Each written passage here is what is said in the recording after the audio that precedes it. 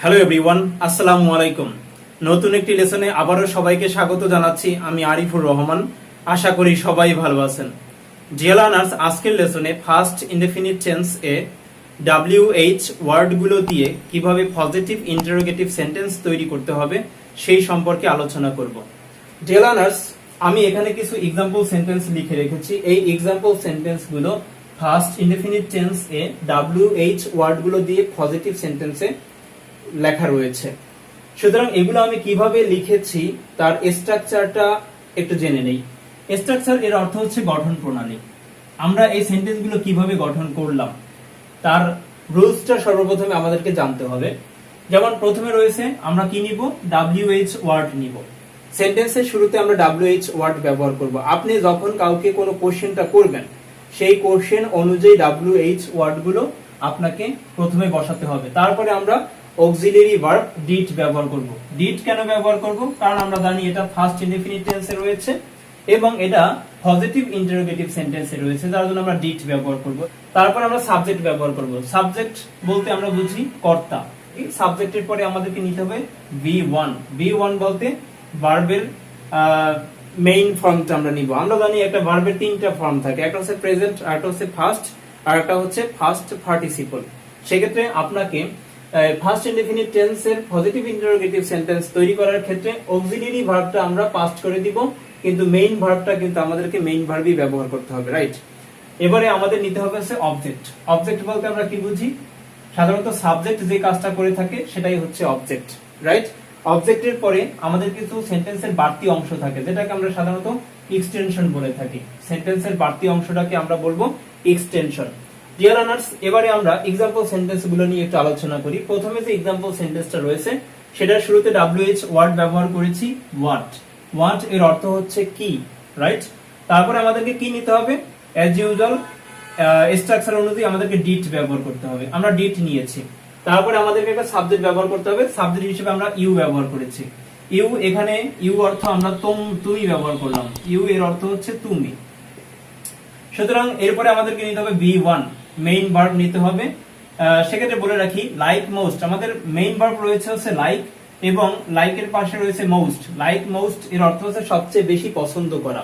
সুতরাং আমাদের সেন্টেন্সের আমরা অবজেক্ট পর্যন্ত পেয়ে গেলাম, কারণ এই সেন্টেন্সের আমাদের আমরা V1 পর্যন্ত পেয়ে গেলাম, কারণ এই সেন্টেন্সের কোনো অবজেক্ট নাই। কেন অবজেক্ট নাই? আমরা অবজেক্টটাকে জানার জন্যই কিন্তু হোয়াট দিয়ে কোশ্চেনটা করেছি। যেমন কোশ্চেনটা কি রয়েছে, what did you like most? তুমি সবচেয়ে বেশি কি পছন্দ করতে, অথবা তুমি সবচেয়ে বেশি কি পছন্দ করেছিলে। সুতরাং যেটা পছন্দ করেছিল সেটাই কিন্তু অবজেক্ট, এবং সেটা জানার জন্যই কিন্তু হোয়াট দ্বারা কোশ্চেনটা করা হয়েছে, যার জন্য এই সেন্টেন্সে আমরা অবজেক্ট পাচ্ছি না। আমরা ভার্বের পরে সরাসরি পাচ্ছি extension, to have in the restaurant. রেস্টুরেন্টে খেতে, হ্যাভ এর অর্থ হচ্ছে খাওয়া। সুতরাং টু হ্যাভ এর অর্থ হচ্ছে খেতে। কোথায় খেতে? In the restaurant. রেস্টুরেন্টে খেতে সবচেয়ে বেশি তুমি কি পছন্দ করতে। সুতরাং বাংলা বাক্যটা হচ্ছে তুমি রেস্টুরেন্টে সবচেয়ে কি খেতে পছন্দ করতে, রাইট? সুতরাং সেন্টেন্সটা হচ্ছে what did you like most to have in the restaurant, right? Dear learners, পরবর্তী এক্সাম্পল সেন্টেন্সের আমরা WH ওয়ার্ড ব্যবহার করলাম when। when এর অর্থ হচ্ছে কখন।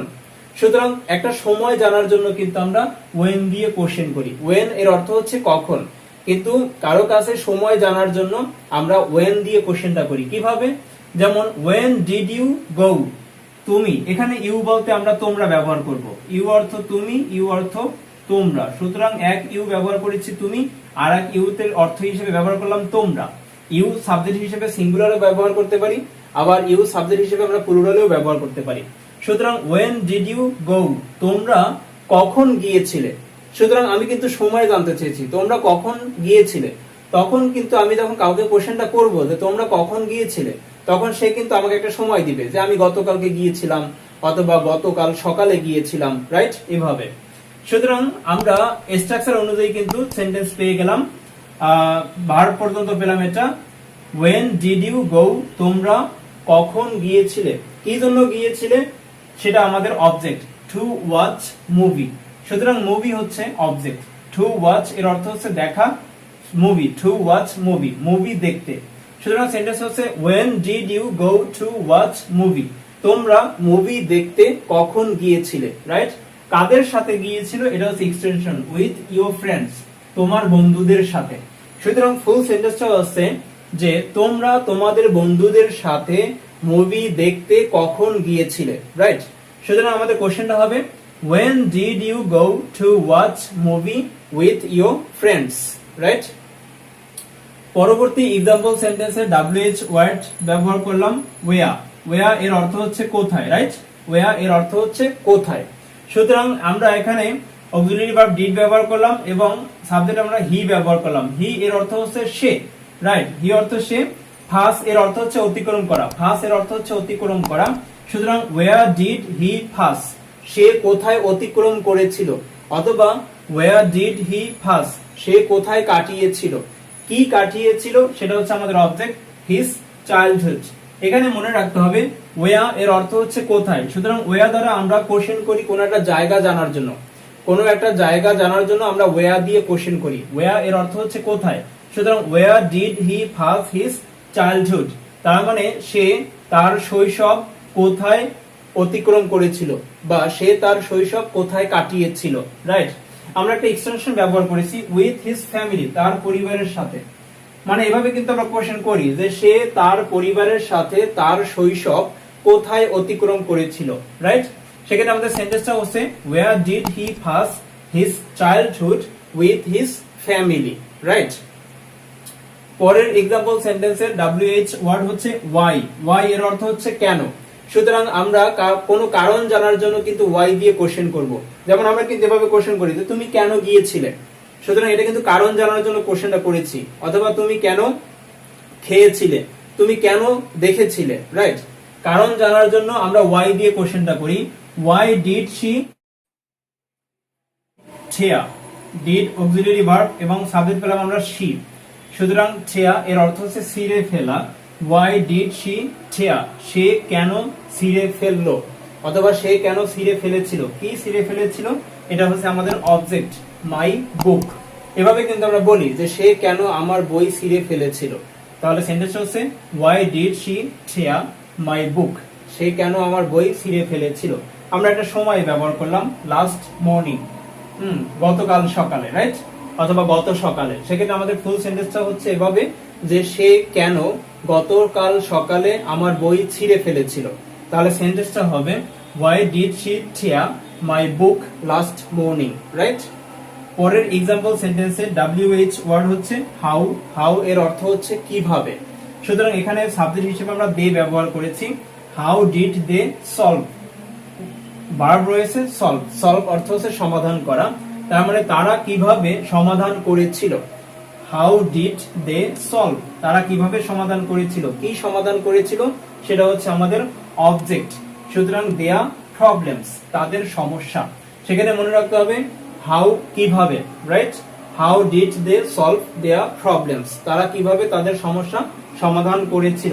এক্সটেনশন হিসেবে রয়েছে ইন লাইফ, জীবনে।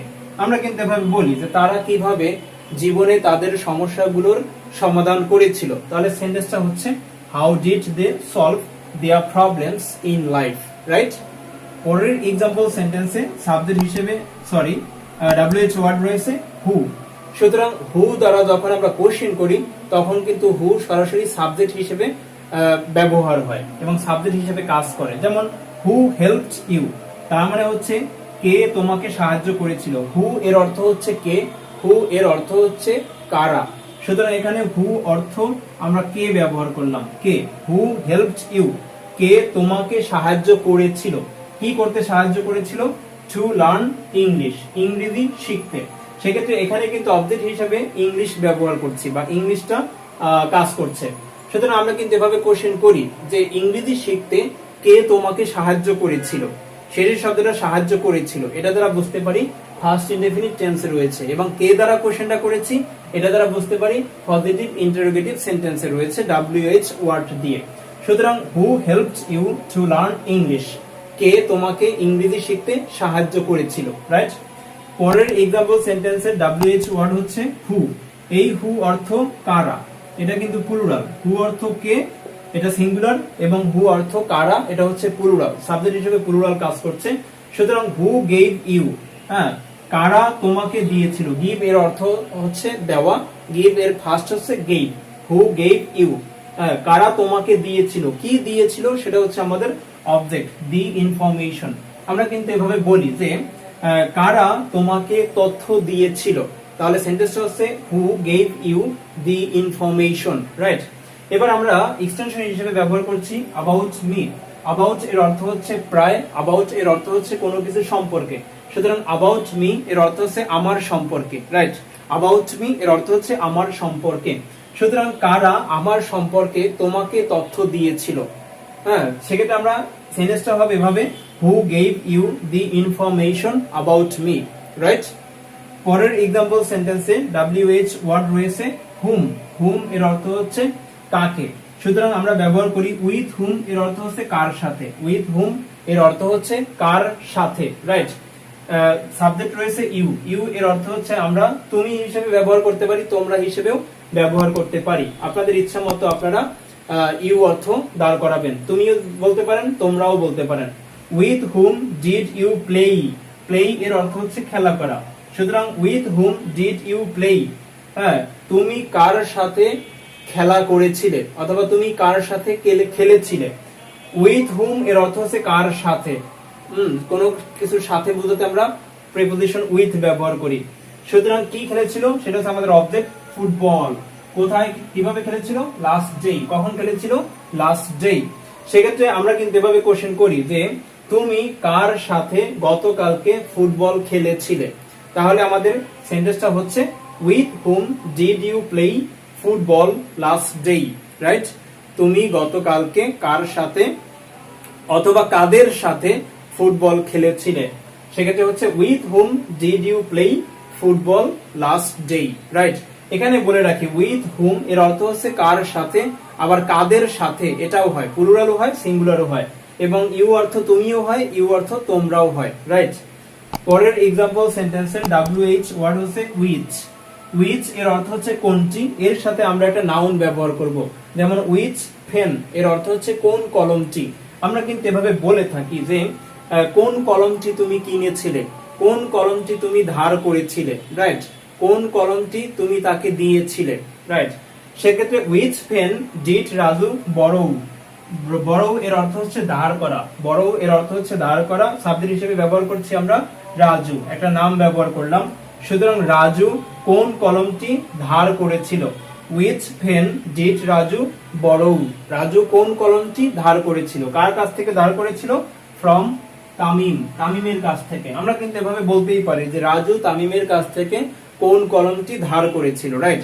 সেক্ষেত্রে কোন কলমটি, এটুকুর ইংলিশ হচ্ছে which pen. Which pen did Raju borrow from Tamim, right. পরের এক্সাম্পল সেন্টেন্সের WH ওয়ার্ড হচ্ছে হুজ। হুজের পরেও কিন্তু আমরা একটা নাউন ব্যবহার করব। যেমন হুজ বুক এর অর্থ হচ্ছে কার বই অথবা কার বইটি। সুতরাং সাবজেক্ট রয়েছে উই এবং ভার্ব রয়েছে রিড। সুতরাং সেন্টেন্সের এই অংশটুকু হচ্ছে কি, whose book did we read. আমরা কার বইটি পড়েছিলাম, রাইট। আমরা কার বইটি পড়েছিলাম। সো লং এর অর্থ হচ্ছে এতক্ষণ। আমরা কিন্তু এভাবে কোশ্চেন করি যে আমরা এতক্ষণ কার বইটি পড়েছিলাম। তাহলে ইংলিশ হচ্ছে কার বই, এটুকু ইংলিশ হচ্ছে কি, হুজ বুক, কার বই, right. Whose book did we read so long. আমরা এতক্ষণ কার বইটি পড়েছিলাম। ডিয়ার লার্নার্স, আশা করি একটা পরিপূর্ণ ধারণা পেয়েছেন কিভাবে ফার্স্ট ইনডেফিনিট টেন্সে পজিটিভ ইন্টারোগেটিভ সেন্টেন্স তৈরি করতে হবে WH ওয়ার্ড গুলো দিয়ে, রাইট। এবারে আপনারা সর্বপ্রথমে কি করবেন, এই স্ট্রাকচারটা মুখস্থ করে মনে রাখাটা খুব কঠিন হয়ে যাবে, যার জন্য আপনারা একটা এক্সাম্পল সেন্টেন্স মুখস্থ করে মনে রাখবেন এবং সেই এক্সাম্পল সেন্টেন্সটা দিয়ে একাধিক সেন্টেন্স তৈরি করবেন, প্র্যাকটিস করবেন, তাহলে আপনারা মনে রাখতে পারবেন সবচেয়ে বেশি। সেক্ষেত্রে আমি প্রতিটি লেসনে কিংবা ভিডিওতে একটা টিপস দিয়ে থাকি, সেটা হচ্ছে আপনি একটা সেন্টেন্স দিয়ে কিভাবে একাধিক সেন্টেন্স তৈরি করবেন। যেমন এখানে সাবজেক্ট রয়েছে ইউ, সেক্ষেত্রে আপনি হুবহু এই সেন্টেন্সটাই কিন্তু এই সাবজেক্টটা পরিবর্তন করে একাধিক সেন্টেন্স আপনি তৈরি করতে পারেন, রাইট? ইউর পরিবর্তে অন্যান্য এক্সাম্পল সেন্টেন্সে যে সাবজেক্ট গুলো রয়েছে সেই সাবজেক্ট গুলো ব্যবহার করে একটা সেন্টেন্স দিয়ে আপনি 10টা সেন্টেন্স তৈরি করে বেশি বেশি প্র্যাকটিস করবেন। তাহলে স্ট্রাকচার মনে রাখার দরকার হবে না, বা স্ট্রাকচার আপনার অটোমেটিক্যালি কিন্তু মুখস্থ হয়ে যাবে।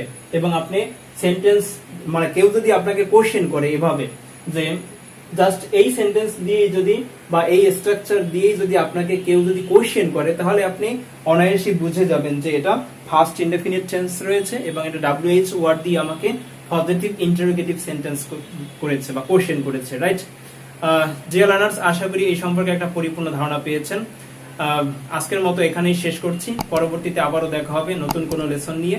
সে পর্যন্ত সবাই ভালো থাকবেন। সবার প্রতি অনেক অনেক শুভকামনা রইল। আল্লাহ হাফেজ।